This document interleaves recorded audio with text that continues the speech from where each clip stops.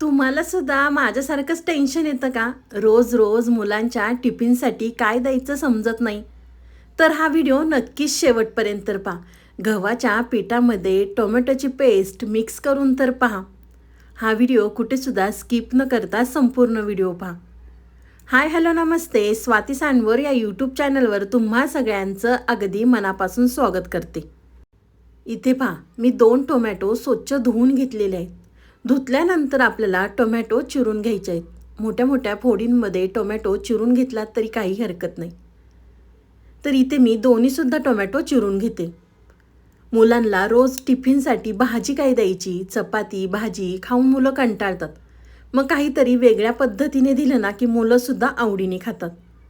तर इथे पहा, मी दोन्हीसुद्धा टोमॅटो चिरून घेतलेले आहेत. एका डिशमध्ये काढून घेते आणि एका साईडला ठेवून देऊया. टोमॅटो चिरल्यानंतर इथे मी एक कांदा, 3 मिरच्या, कोथिंबीर आणि कढीपत्ता घेतलेला आहे.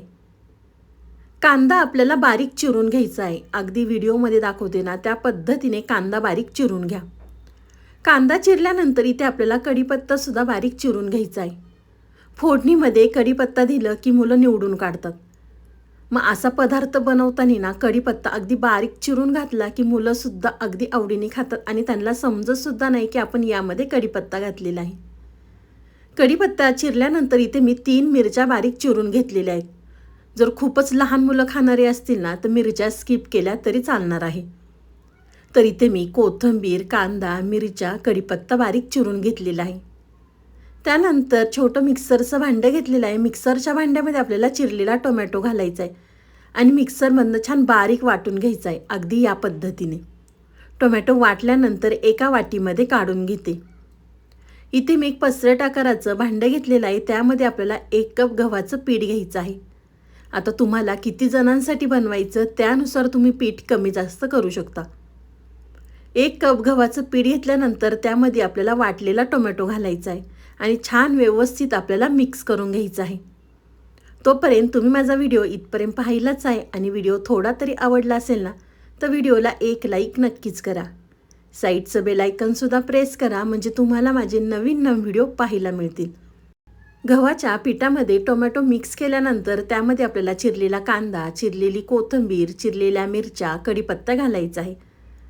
मिक्स केलं की त्यामध्ये आपल्याला काय बेसिक साहित्य घालायचं. इथे मी 1 चमचा ओवा, 1 चमचा आपल्याला यामध्ये जिरे घालायचे आहेत. तुम्ही जिरा पावडर घातली तरी काही हरकत नाही. रंगासाठी अर्धा चमचा काश्मीरी मिरची पावडर. तुम्ही जर मिरच्या नाही वापरल्या तर तुम्ही मिरची पावडरसुद्धा यामध्ये वापरू शकता. अर्धा चमचा हळद, चवीनुसार आपल्याला त्यामध्ये मीठ घालायचं आहे.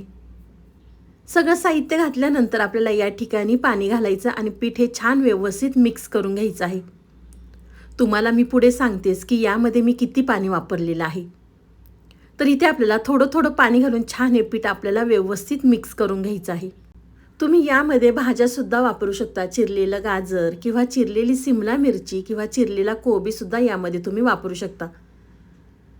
खूप मुलांना भाज्या आवडत नाही तर त्यांना अशा पद्धतीने खाऊ घाला. तर इथे पहा, मी छान व्यवस्थित हे पीठ मिक्स करून घेतलेलं आहे. तर या ठिकाणी मला 2.5 वाट्या पाणी लागलेलं आहे. हे पीठ खूप जास्त सैलसर नाही आहे किंवा खूप जास्त दाटसरसुद्धा नाही आहे. पीठ व्यवस्थित मिक्स केलं की त्यामध्ये आपल्याला 1 चमचा तांदळाचं पीठ घालायचं आहे म्हणजे आपला पदार्थ छान कुरकुरीत होतो. तुम्ही तांदळाच्या पिठाच्या ऐवजी बारीक रवा वापरला तरी काही हरकत नाही. तर पीठ छान व्यवस्थित आपलं मिक्स झालेलं आहे. एका साईडला पॅन गरम करून घेतलेला आहे. पॅन गरम झाला की त्यामध्ये आपल्याला तेल घालायचं आहे. तुम्ही तुमच्या आवडीनुसार तेल किंवा तूप वापरू शकता.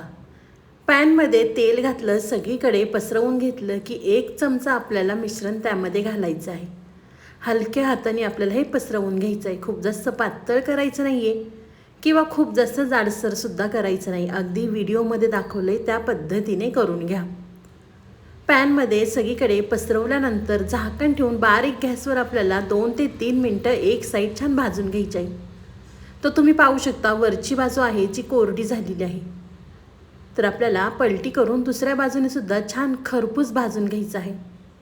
सकाळच्या घाईमध्ये अगदी 10 मिनिटात हा पदार्थ तयार होतो.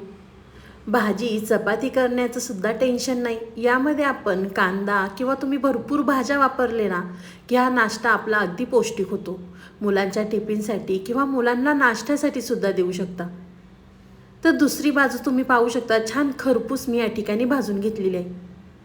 इथे मी दोन्ही साईडनी सुद्धा छान खरपूस भाजून घेतलेला आहे. तर एका साईडला काढून घेते. अशाच पद्धतीने आपण बाकीचे सुद्धा करून घेऊया. मुलं जर भाज्या खात नसतील ना, तर तुम्ही अशा पद्धतीने मुलांना खाऊ घाला. भरपूर मुलांना दुधी भोपळा वगैरे आवडत नाही, तर तुम्ही यामध्ये किसून सुद्धा दुधी भोपळा वापरू शकता. तर हलक्या हाताने पसरवून घेतल्यानंतर आपल्याला झाकण ठेवून दोन्ही साईडनी सुद्धा छान भाजून घ्यायचं आहे. रोज रोज मुलांना आपण भाजी चपाती देतो, मग मुलांना कंटाळा येतो.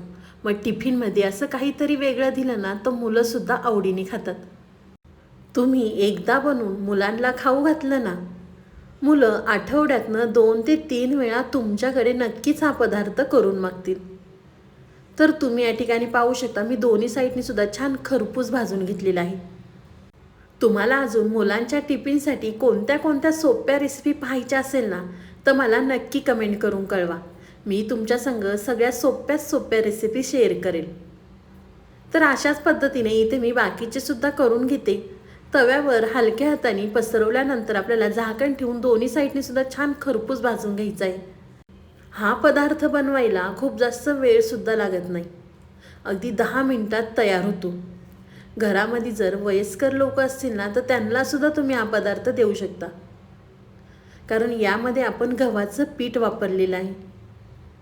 तर तुम्ही या ठिकाणी पाहू शकता, मी सगळे थालीपीठं करून घेतलेले आहे. तुम्ही याला गव्हाचे धिरडेसुद्धा म्हणू शकता. रंगसुद्धा किती सुंदर आलेला आहे.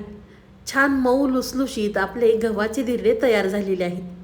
तुम्हाला ही माझी आजची रेसिपी कशी वाटली ती मला नक्की कमेंट करून कळवा.